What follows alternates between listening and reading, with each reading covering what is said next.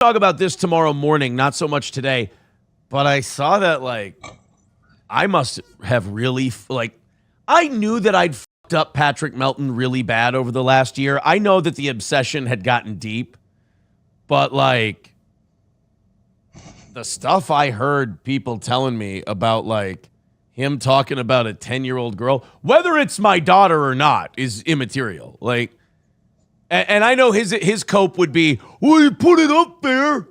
What, are you that? Are you like a goldfish? If you see something shiny, you're like, well, I can't help myself.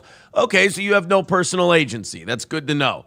But, like, him being really fat and really obese and really creepy towards a 10-year-old, oof. I knew it was bad. I knew that I'd fucked with that guy's head something fierce, and he doesn't think I have. But look at the person he's become. That's me. That's my handiwork. I think he wanted it to get to me more than it did. And imagine like a year and a half of failing at that.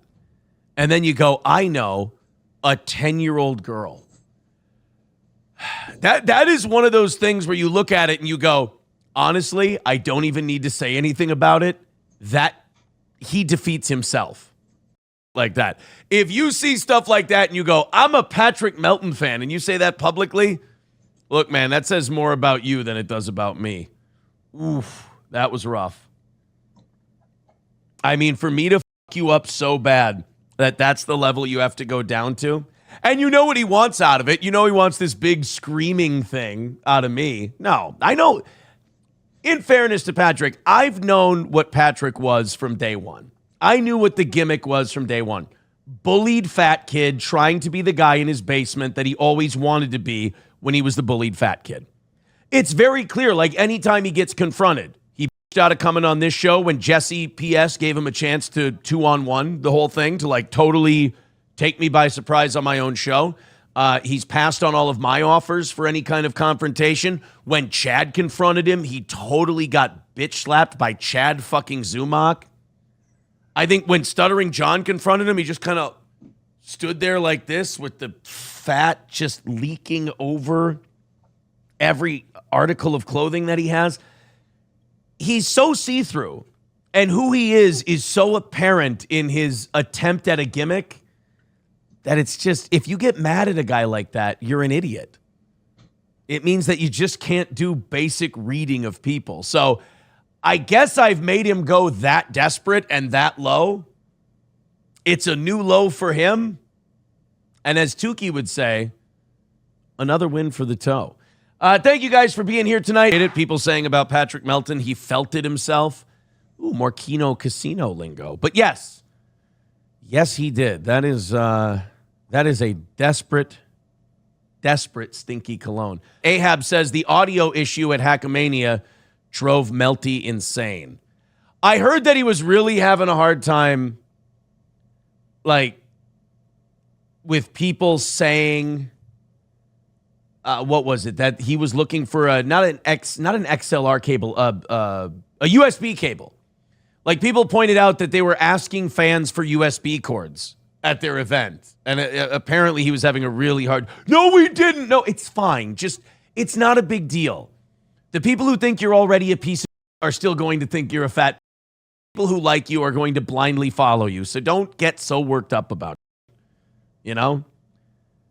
But, yeah, having, like, of all the things, like, you held it in, like, a dirty, dingy, disgusting, stinky venue in a stinky, disgusting part of town. And the thing that bothers you is people pointed out that you were looking for an extra USB. So what? I've gone to venues for comedy shows and I've asked them for, like, extension cords. I don't have a long enough one. So what? It happens. Don't be a baby about it. The disco thing. You know, I mean, my fucking wife watched me fall head over heels for another person, and that couldn't have been easy to watch. You know, I mean, they had a good poker face, but I'm sure that they didn't like that.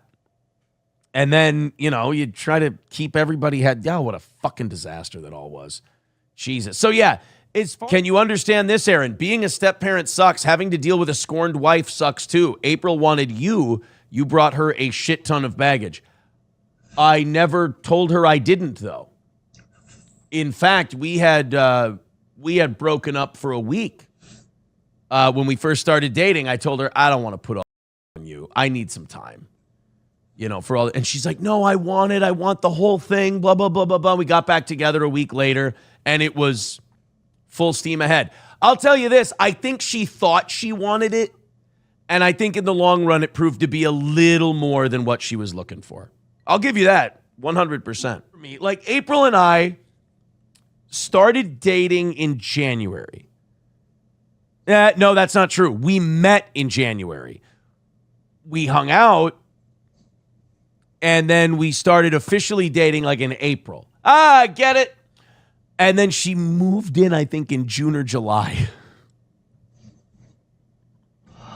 It was not very long. Her lease was coming up. It was either that or she hangs on to the lease for another year.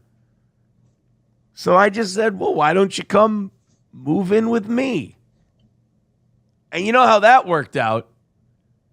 She ended up doing and we were swinging. You remember when we started doing that weekly podcast with April? That was like her favorite thing in the world. Yeah. Oh, like yeah, it was. All she wanted to do was that podcast. Uh-huh. Loved it. Yeah. And, it's just, that got away from us a little bit. Yeah.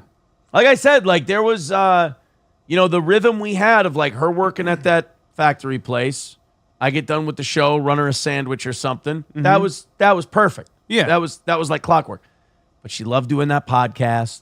And then she said, oh, I hate my job. And, she had this thing where like, she wouldn't say that you had to do something, or she wouldn't say, but she would definitely get like a sad puppy dog look of disappointment. Yeah. If you thought of something. She knows what she's doing. Yeah. Yeah, that or is a subconscious thing, which is even could be worse. I don't know which one would be worse. I don't know. She knew she was doing it or not. I'll let you know when Damage says Matt is rejuvenated by Aaron's divorce. He hated being the third wheel. I don't think you were really the third wheel ever. No, I think they're just joking. Matt brought me this. And it was never supposed to become a fucking meme. Here's what would happen. You actually like those, though. I love them. It's multi-purpose. But the four of us would be in the bedroom or the bathroom or whatever, and a kid would knock on the door and go, I'm hungry, and I'd spring into action, and I'd be like, I like taking care of kids. I'll throw some SpaghettiOs in the microwave. I wasn't here pounding my chest and stroking my dick, being like, I'm the man. I'm awesome. I thought it was a cute story. Yeah. Yeah. I thought it was an adorable little thing I did. And I wasn't saying like everyone's passed out and just, I mean, that was some days, but they weren't like, I can't even make a thing of SpaghettiOs. I was just the one who would jump up and volunteer. Yeah. I can't help it. You're being a good housewife. there were two housewives in the house. Mm-hmm.